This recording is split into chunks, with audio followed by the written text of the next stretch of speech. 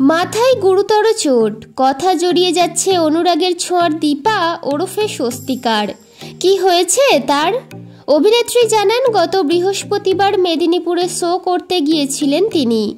সেখানেই মঞ্চে ওঠার সময় মাথায় গুরুতর চোট পান। তখন সেভাবে কিছুই বুঝতে পারেননি, কিন্তু শুক্রবার সকালে ঘুম থেকে ওঠার পর অভিনেত্রী অনুভব করেন মাথায় বেশ ব্যথা।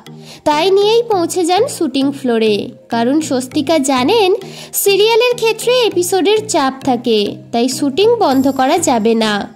তবে বেলা বাড়ার সঙ্গে মাথার ব্যথা ছড়িয়ে পড়তে থাকে কাঁধেও। লম্বা সংলাপ বলতে গিয়ে কথা জড়িয়ে যেতে থাকে তার।